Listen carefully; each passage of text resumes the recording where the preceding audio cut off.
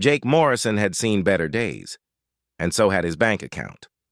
The former Air Force mechanic stared at the government auction website on his laptop screen, wondering if 63 cents was really worth bidding on an abandoned hangar in the middle of nowhere, Nevada. The listing was brief. Military surplus hangar 40 miles east of Nellis Air Force Base, sold as is, no inspection allowed. Most people would have scrolled past it, but Jake wasn't most people.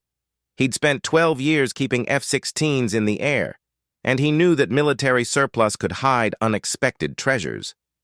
Sometimes, a worthless hangar contained tools, parts, or equipment that the government had simply forgotten about. The auction had 3 minutes left. The current bid sat at 60 cents. Jake's finger hovered over his laptop's trackpad. 63 cents wouldn't break him, even if the hangar turned out to be completely empty. He clicked Bid Now. Nobody else bothered to outbid him.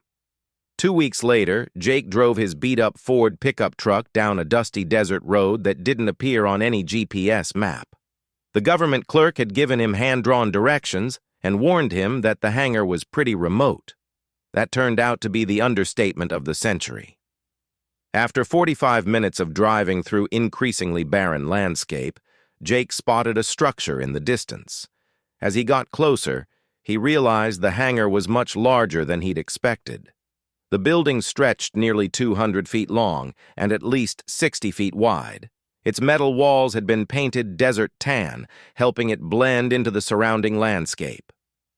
Jake parked his truck next to the hangar's main door and stepped out into the blazing Nevada heat.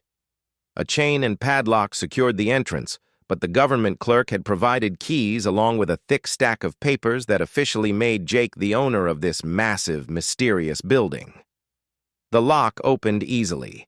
Jake pushed against the heavy metal door, which moved with surprising smoothness for something that had supposedly been abandoned for years.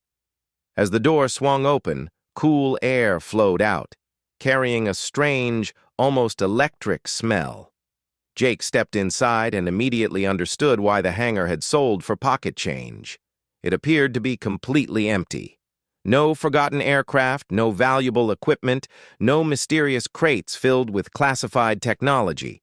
Just a vast, echoing space with concrete floors and metal walls. But something felt wrong. The hangar was too clean. After years of abandonment, Jake expected to find dust, debris, maybe some tumbleweeds that had blown in through cracks.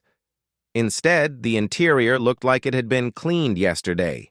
The concrete floor was spotless, and the metal walls showed no signs of rust or damage. Jake walked toward the center of the hangar, his footsteps echoing in the enormous space. The building was definitely empty, but the more he looked around, the more things seemed off. The walls weren't quite the right color for standard military construction. The metal had an unusual sheen to it, almost like it was reflecting light in ways that normal steel shouldn't. And then there was the temperature. Outside, the desert heat had been brutal.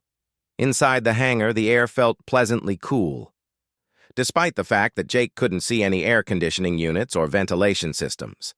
Jake pulled out his phone to take some pictures, thinking he might need them for insurance purposes. But when he tried to turn the camera on, the phone's screen went black.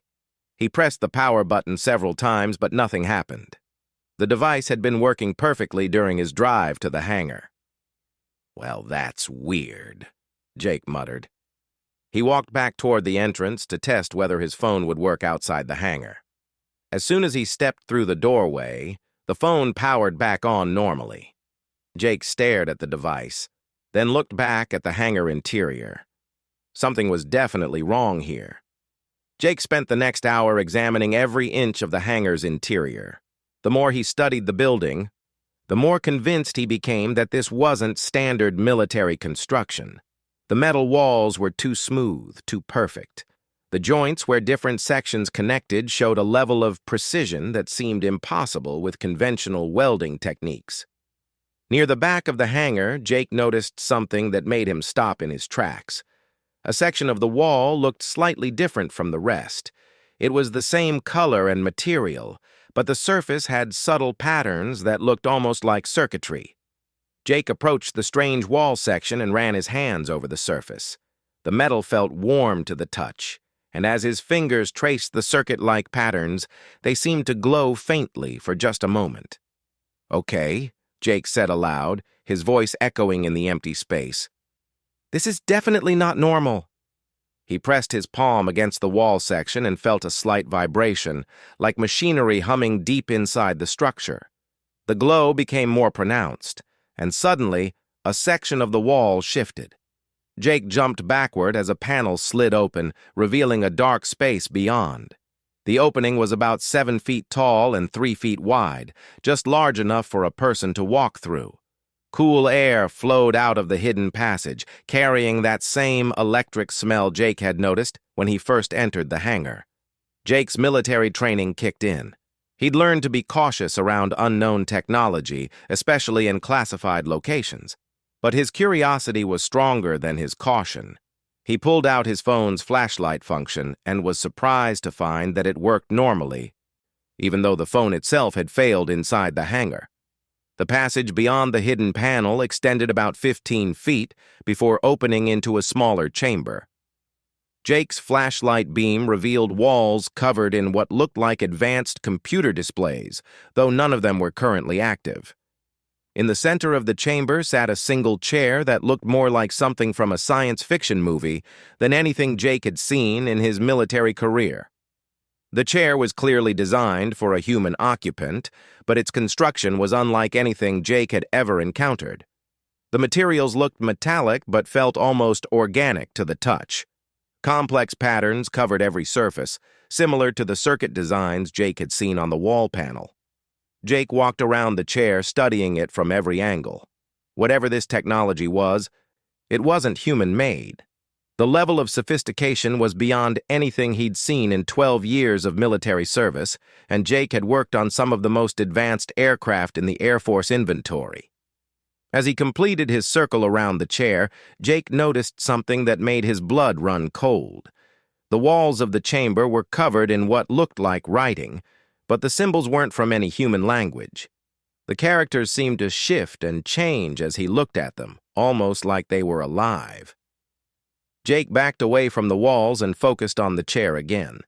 Whatever this place was, it wasn't just an abandoned military hangar. This was something much more significant and potentially much more dangerous.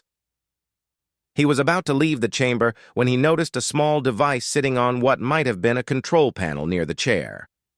The device was roughly the size of a smartphone, but its surface was smooth and featureless, except for a single symbol that seemed to pulse with soft light. Against his better judgment, Jake picked up the device. The moment his fingers made contact with its surface, images flooded his mind. He saw spacecraft unlike anything in human science fiction, vast cities on worlds orbiting distant stars, and beings that looked almost human but were clearly something else entirely. The images lasted only a few seconds, but they left Jake shaking. He carefully set the device back down and stepped away from the control panel. Whatever he'd discovered in this hangar, it was way beyond anything a retired Air Force mechanic should be dealing with alone. But as Jake looked around the alien chamber, a thought occurred to him. The government had sold this hangar for 60 cents. Either they had no idea what was hidden inside, or they knew exactly what was here and wanted someone to find it. Jake made his way back through the passage and into the main hangar. The wall panel slid shut behind him, once again appearing to be just another section of the building's interior. But now Jake knew better. He walked back to his truck, his mind racing with possibilities. The rational thing to do would be to contact the authorities and report his discovery. But Jake's experience with military bureaucracy told him that would likely result in the hangar being classified and cordoned off, with him being sworn to secrecy and forgotten. Instead, Jake decided to do some research on his own. He needed to understand what he'd found before deciding what to do with it. And he had a feeling that the alien technology in the hidden chamber might be just the beginning of what this hangar contained. As Jake drove back toward civilization, He couldn't shake the feeling that his life had just changed in ways he couldn't yet comprehend. He'd bought an old hangar for less than $1 and discovered what appeared to be evidence of extraterrestrial life. The question now was what to do with that knowledge. Jake's first stop was the local library in the nearest small town. He spent hours researching the history of the area around his hangar, looking for any unusual military activities or unexplained incidents. What he found was interesting, but not particularly helpful. The hangar's location had indeed been used by the military, but according to official records, it had housed only conventional aircraft storage and maintenance operations. There was no mention of experimental programs or classified research, but Jake did find several references to unusual lights in the sky reported by local residents over the past 50 years. Ranchers and travelers had occasionally reported strange aircraft that moved in ways conventional planes couldn't match. Most of these reports had been dismissed as weather balloons or experimental military aircraft. Jake suspected the truth was more complicated than that. Over the next few days, Jake made several more trips to the hangar. Each visit revealed new details about the hidden chamber and its contents. The alien writing on the walls seemed to respond to his presence, becoming brighter and more active when he entered the room. The device he'd touched continued to pulse with that soft light, and Jake found himself increasingly drawn to it. On his fourth visit, Jake decided to try something bold.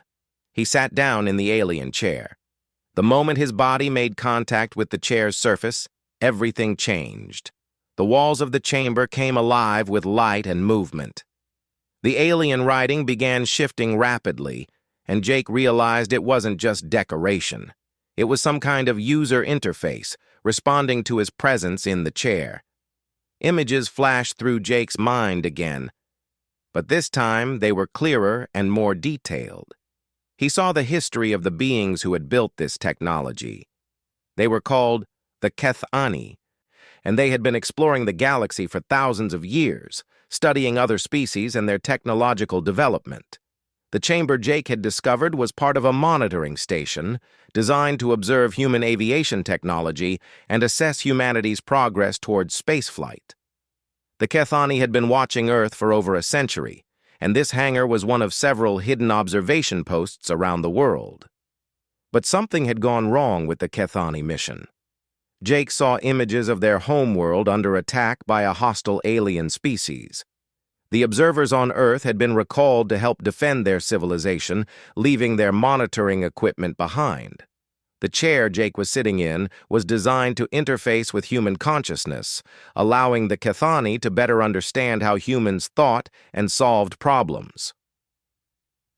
But it could also work in reverse, giving a human access to Kethani knowledge and technology.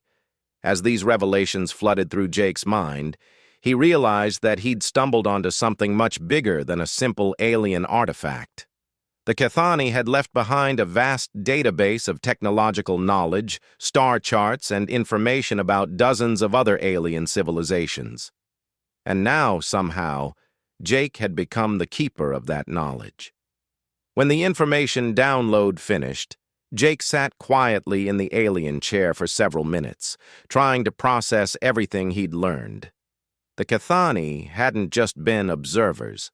They'd been teachers, sharing their knowledge with species that showed promise for joining the galactic community. Humanity, according to their assessment, had passed that test. Jake stood up from the chair and looked around the chamber with new understanding. Every surface was covered with technology that could advance human civilization by centuries. The question was what he should do with it. As he prepared to leave the hangar that day, Jake realized that his 60-cent purchase had given him the power to change the course of human history. But with that power came an enormous responsibility.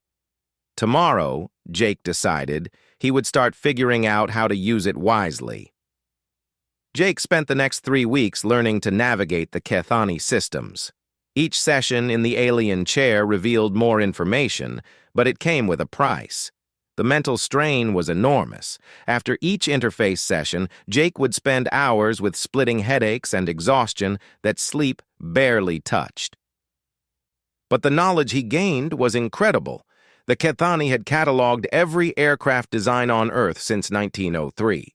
They had detailed analyses of human flight technology, complete with recommendations for improvements that human engineers hadn't even imagined. More importantly, they had identified fundamental flaws in human approach to aerospace engineering that limited Earth's aircraft to primitive performance levels. According to their data, humans had the creativity and problem-solving skills to build spacecraft that could match Kethani technology. But humanity had been thinking too small, focusing on incremental improvements instead of revolutionary breakthroughs. During his 4th week of study, Jake made a discovery that changed everything. Hidden deep in the Kethani database was a section marked with symbols that translated roughly as emergency protocols. When Jake accessed this section, he learned why the Kethani had really left Earth. The hostile alien species that had attacked the Kethani homeworld was called the Jektar. They were a conquering race that had been systematically destroying or enslaving every intelligent species in their region of the galaxy. The Kethani had barely escaped total extinction, and their survivors were scattered across dozens of star systems, trying to rebuild their civilization. But the worst news was yet to come. According to the Kethani projections, the Jektar would eventually reach Earth. Their expansion pattern was predictable, and they would arrive at humanity's solar system within the next 50 years. When that happened, humanity would face the same choice every other species had faced: surrender and become slaves, or fight and face extinction. Jake sat in the alien chair, processing this information with growing dread. The Kethani had been preparing humanity for this inevitable confrontation. All their observations, all their hidden monitoring stations, had been part of a long-term plan to help Earth develop the technology needed to survive a Jektar invasion. But the Kethani had run out of time. They'd been forced to abandon their mission before humanity was ready.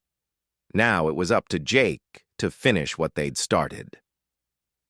Over the next several days, Jake dove deeper into the Kethani technical database. The aliens had designed several prototype spacecraft that could be built using materials and manufacturing techniques available on Earth. But there was a catch. The designs required a level of precision and innovation that current human aerospace companies weren't capable of achieving. The Kethani had identified the problem clearly. Human engineers were too focused on following established procedures and avoiding risks.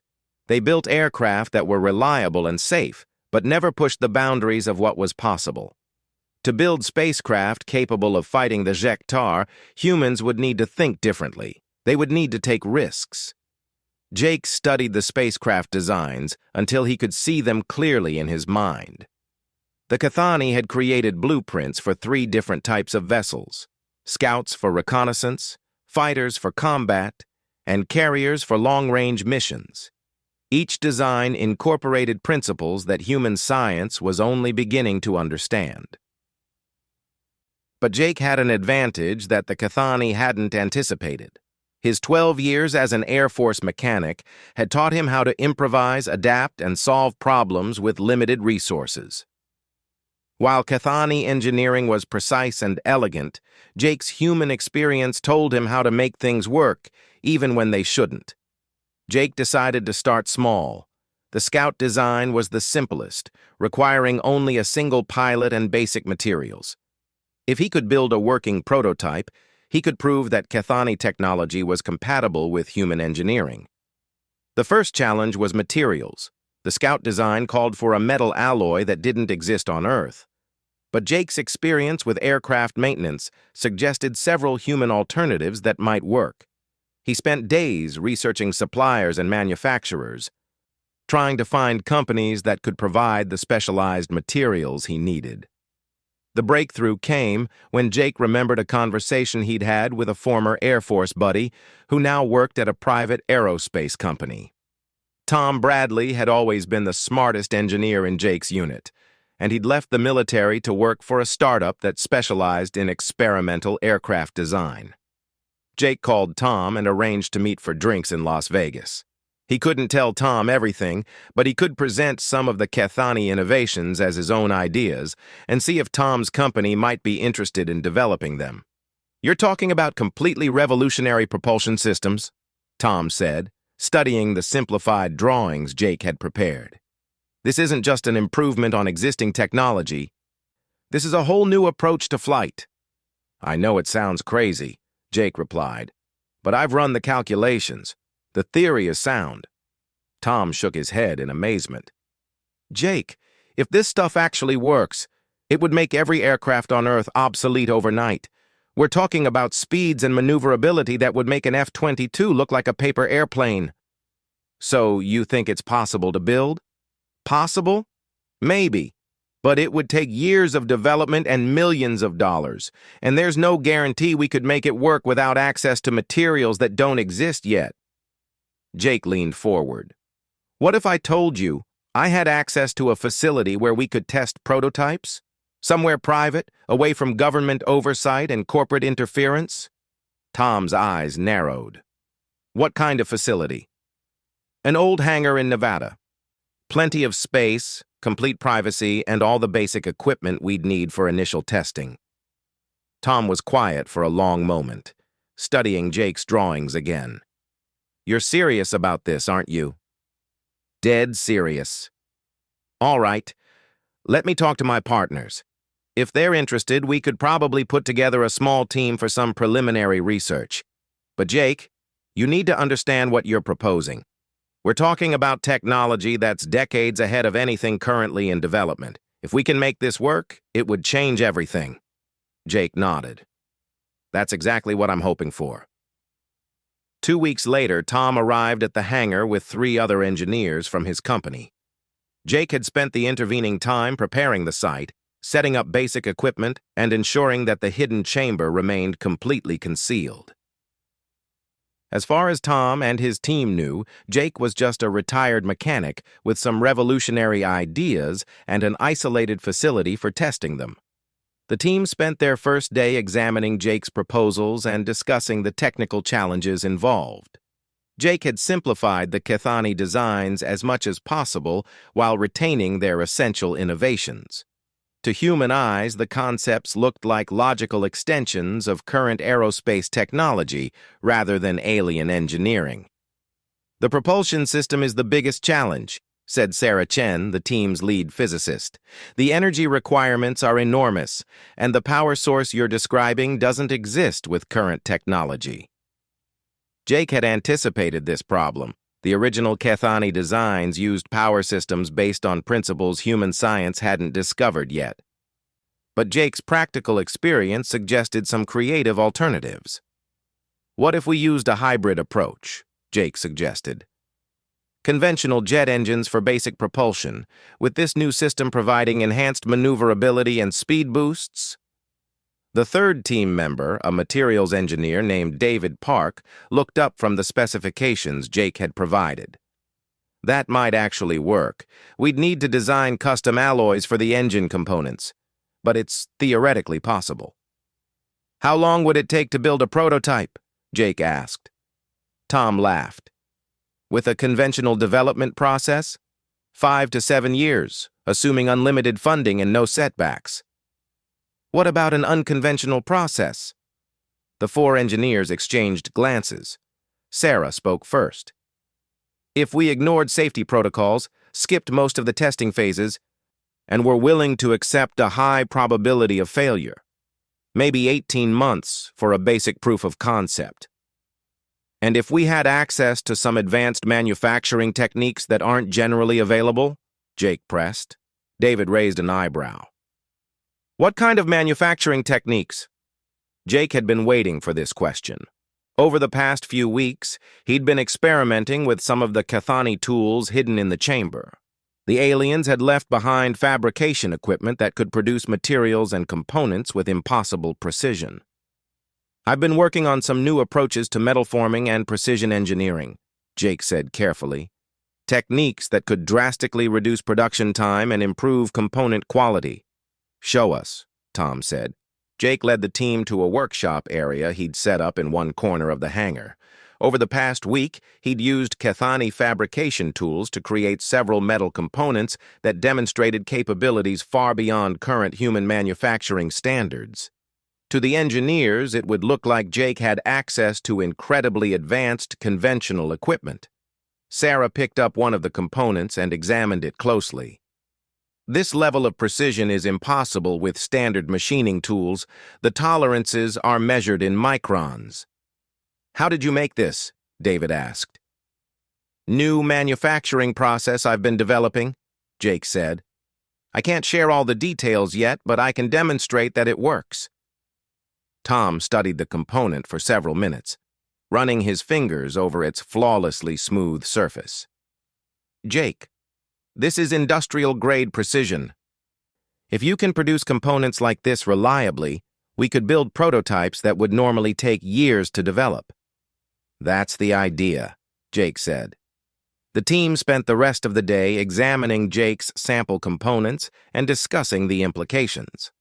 By evening, they were convinced that Jake had access to manufacturing capabilities that could revolutionize their development process. "All right," Tom said as they prepared to leave. "My partners are going to want to see this for themselves, but I think we're interested. When can we start?" "How soon can you get back here with a full team?" Jake asked. 2 weeks, Tom replied. "We'll need to arrange leaves of absence and gather the equipment we'll need for initial testing." After the engineers left, Jake returned to the hidden chamber and sat in the Cathani chair once more. The alien database contained detailed information about human psychology and decision-making processes. The Cathani had been impressed by humanity's ability to innovate under pressure and find creative solutions to impossible problems. Now Jake was putting that human creativity to the test. Over the next 2 weeks, Jake used Cathani fabrication tools to create a stockpile of components for the Scout prototype.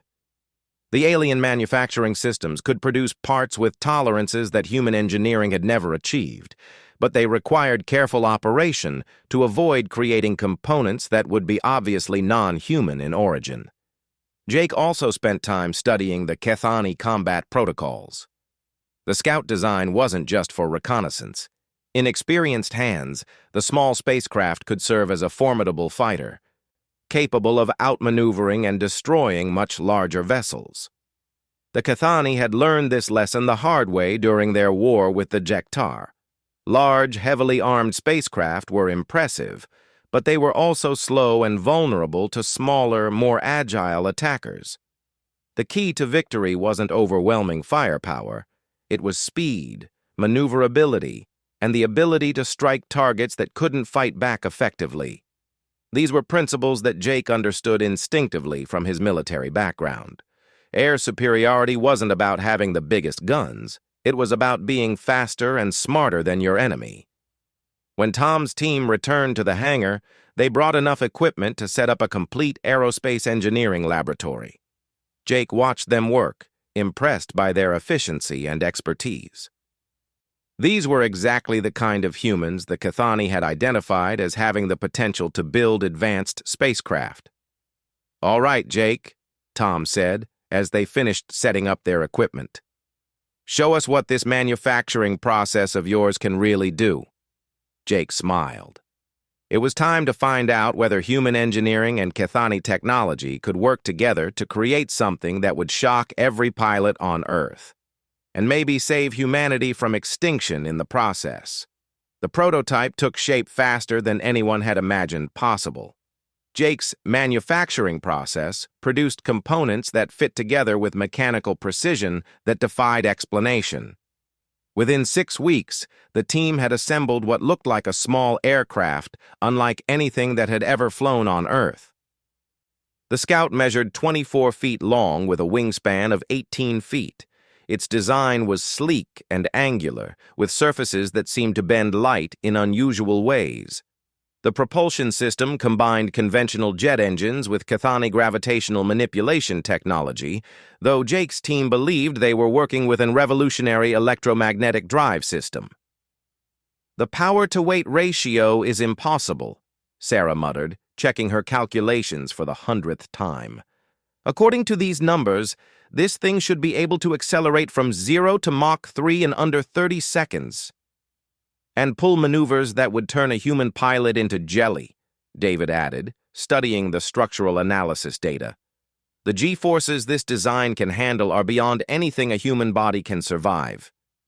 Jake had been anticipating this problem.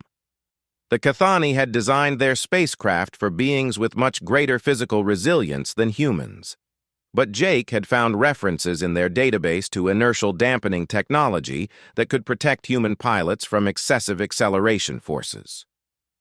"What if we added some kind of pilot protection system?" Jake suggested. "Something that could compensate for the G-forces?" Tom looked up from the prototype's control systems. "You mean like an advanced G-suit?" "Something more sophisticated than that. A system that could actually reduce the inertial forces acting on the pilot's body." The engineers exchanged skeptical glances. Sarah shook her head. "Jake, you're talking about technology that violates the laws of physics. You can't just cancel out inertia." "Maybe not cancel it out," Jake replied. "But what if you could redistribute it? Spread the forces across a larger area or different time frame?" David frowned thoughtfully. "That's actually not completely impossible. If you had some kind of field generator that could manipulate local gravitational effects." "Now you're getting into theoretical physics that doesn't have any practical applications," Sarah interrupted. "We're engineers, not science fiction writers." But Jake could see that David was intrigued by the concept. Over the next few days, Jake worked with David to design a pilot protection system based on simplified Chthoni technology. To David, it looked like an innovative application of electromagnetic field theory. In reality, it was a basic inertial dampener that would keep a human pilot conscious and functional during extreme maneuvers. "If this actually works," David said, studying their design, "it would revolutionize not just aviation, but space travel, high-speed transportation, everything." "One step at a time," Jake replied. "Let's see if we can get the basic system working first." The inertial dampener took another 3 weeks to build and integrate with the prototype. Jake used Chthoni fabrication tools to create the most critical components, while the team worked on conventional parts using their own equipment.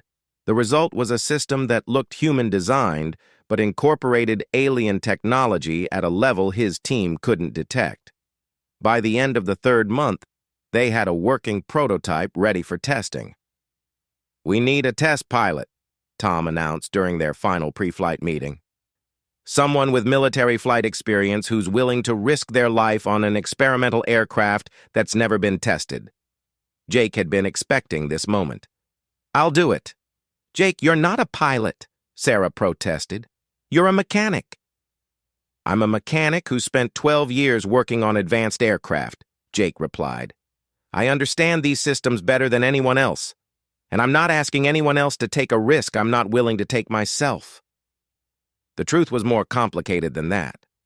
The Chthoni database contained detailed information about piloting their spacecraft, including neural interface protocols that would allow Jake to control the prototype with thought commands rather than conventional controls.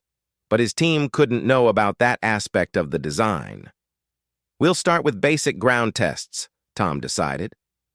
"Low-speed taxi runs, systems checks, gradually building up to actual flight testing." The ground tests revealed immediately that their prototype was unlike any aircraft that had ever existed. The electromagnetic drive system provided thrust without any visible exhaust or noise. The craft moved across the desert floor with an eerie silence that made the engineers nervous. "The power consumption is minimal," Sarah reported, monitoring the prototype systems. "According to these readings, we're using less energy than a conventional car engine." "That can't be right," David said, checking the sensors. "The thrust output should require massive power input."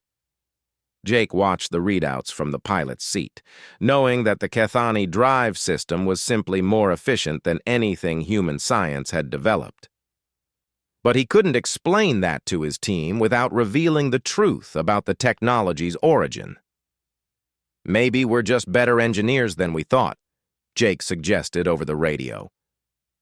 The first flight test was scheduled for the following week, but Jake had other plans. 3 days before the official test, he returned to the hangar alone and prepared to take the prototype up by himself. The Kethani neural interface would allow him to pilot the craft safely, and he needed to test its full capabilities without his team watching. Jake activated the neural link and felt the prototype's systems integrate with his consciousness. Suddenly, he wasn't just sitting in an aircraft.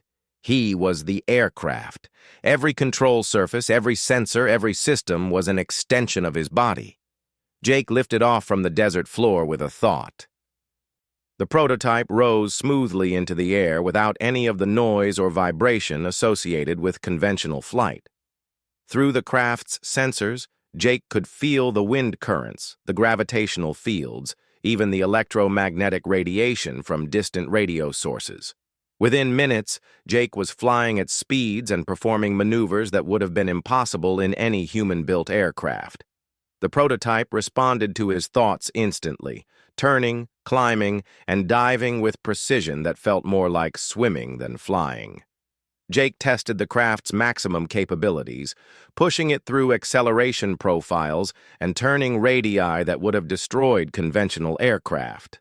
The inertial dampener kept him comfortable and conscious throughout maneuvers that generated forces exceeding 30 Gs.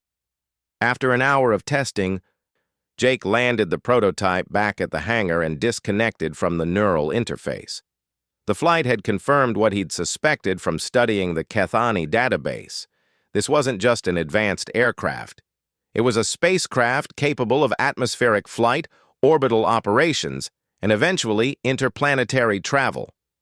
Now, he had to figure out how to demonstrate its capabilities without revealing how far beyond human technology it really was. Jake's opportunity came sooner than expected. Tom mentioned during their next meeting that his company had been invited to demonstrate experimental technologies at a private aerospace exhibition in Nevada. Several major aircraft manufacturers would be attending, along with military procurement officials and private investors. "It's exactly the kind of event where we could showcase our prototype," Tom explained. "If we can demonstrate even basic capabilities, we could attract funding for full development." Jake realized this was his chance to shock the aerospace community with technology they couldn't ignore. What kind of demonstration would get their attention? "Speed, maneuverability, efficiency," Sarah replied.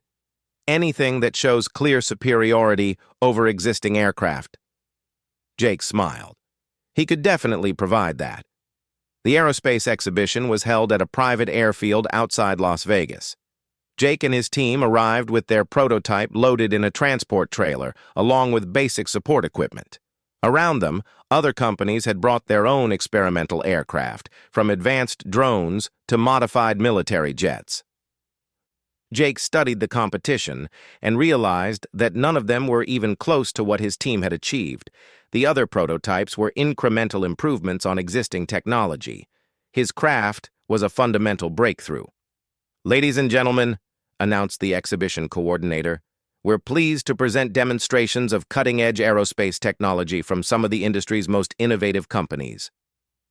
Jake watched as the other teams demonstrated their aircraft. Advanced autopilot systems, improved fuel efficiency, enhanced weapons platforms, all impressive achievements, but nothing that would change the course of aviation history. "Next, we have a demonstration from Morrison Aerospace," the coordinator announced.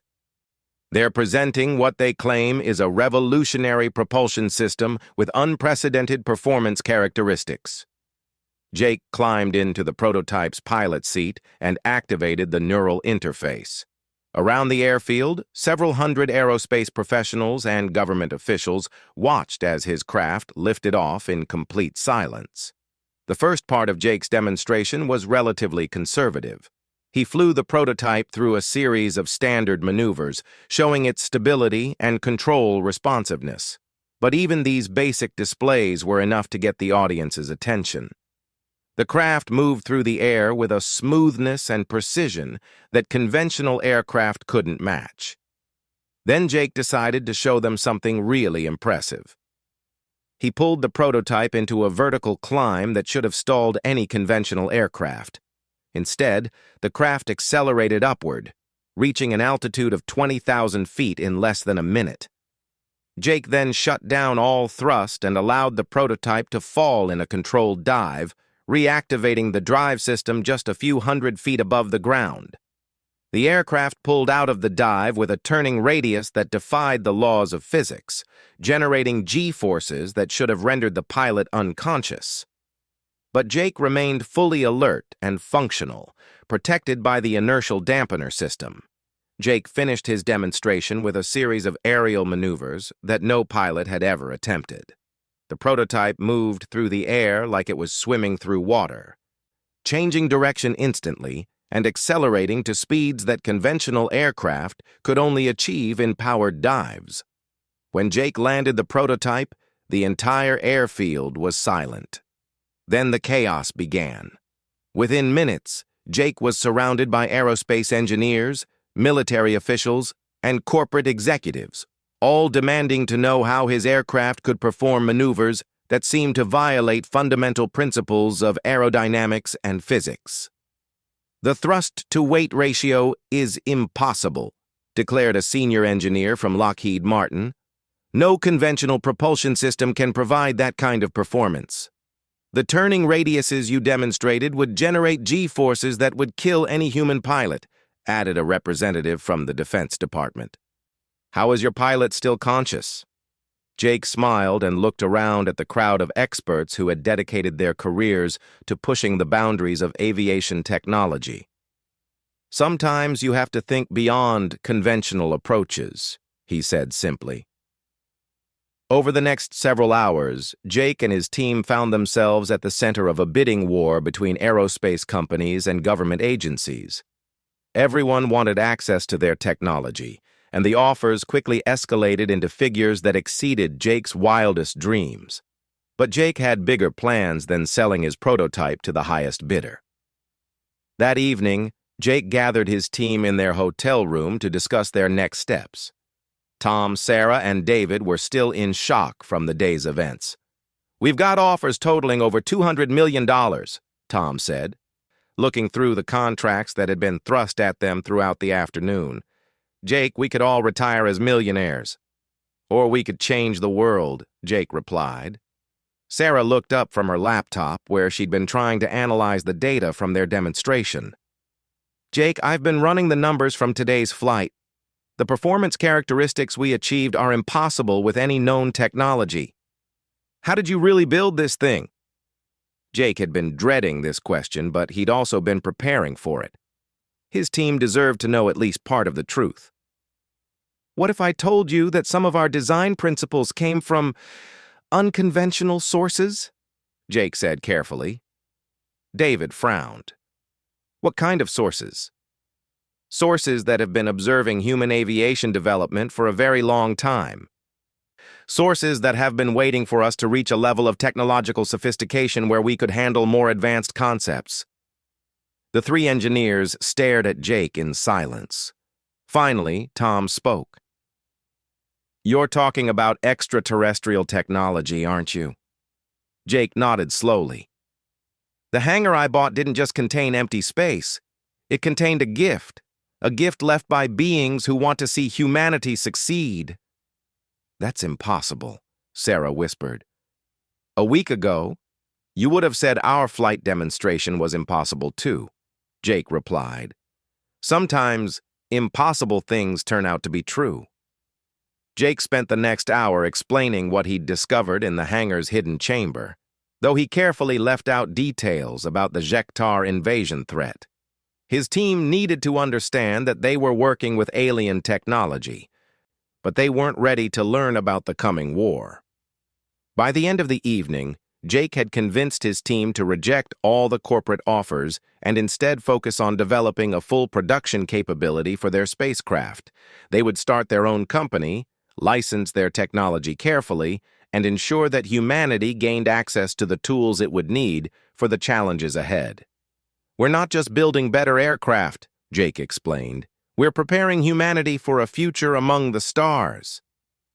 6 months later, Morrison Aerospace had become the most famous aviation company in the world. Their revolutionary propulsion technology was being integrated into everything from commercial aircraft to space exploration vehicles. Jake had carefully managed the release of alien technology, introducing new concepts gradually to avoid overwhelming human science. But Jake knew this was just the beginning. The Cathani database contained enough advanced technology to transform human civilization. And somewhere in the depths of space, the Jektar were still expanding their empire, moving steadily toward Earth. Jake stood in his hangar, looking at the latest prototype his team had built. This one was larger and more sophisticated than their first Scout, with capabilities that would allow it to operate effectively in space combat. Humanity had taken its first steps toward becoming a spacefaring civilization. And when the Jektar finally arrived, they would find that Earth was much better defended than they expected. All thanks to a retired Air Force mechanic who had bought an old hangar for 60 cents and discovered that sometimes the best investments are the ones that seem too good to be true.